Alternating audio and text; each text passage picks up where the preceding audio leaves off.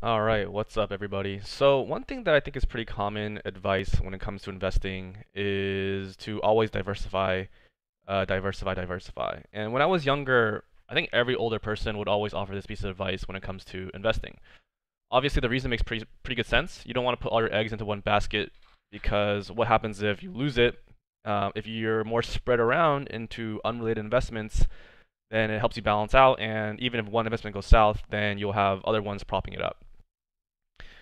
So I don't know about you, but I don't particularly enjoy working. I know some people like it, but I don't.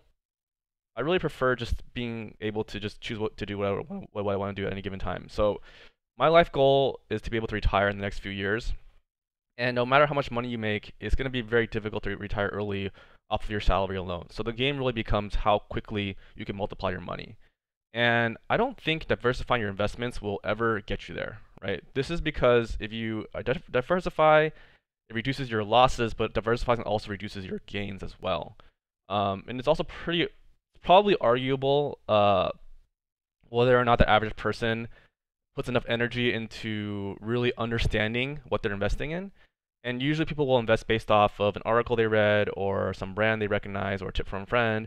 And usually because they don't really understand it very well, they wouldn't invest a large percentage of the portfolio into it because they don't really have the conviction, right?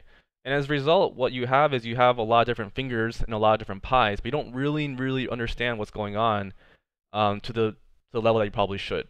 And because you're spread so thin, it's kind of unreasonable to expect that you would be able to have the time or energy to really understand what's going on in all these separate investments. So let's say, for example, all of a sudden one of your investments drop 20%. If you don't really know what's going on, you kind of just panic, and maybe you will sell, and it dropped for no fundamental reason, or maybe you just keep holding when you should have sold, or maybe some highlight article you read, affects your decision in a certain way. But either way, you're not really sure, and this creates a lot of stress and anxiety and uncertainty. And if you have 10 or 15 or 20 different stocks, it's really hard to manage, right? So I think instead, if you put all your energy and time into looking at one investment that would be able to grow, let's say maybe 2 times, 3 times, 10 times over the next 3, 4, 5, 10 years, and you spend a lot of time understanding it and really knowing what's going on in that company, then you have a lot more conviction and confidence in being able to put a larger bet on it, which will help you get outsized results. And also, as a result, is you're going to be less stressed because even if it's volatile, you'll know that you'll do well in the long run, and it will give you conviction to hold through the bad times as well. So, hope this helps. Let's talk soon. If you reach the end of this video, please subscribe. Thank you. Talk to you soon.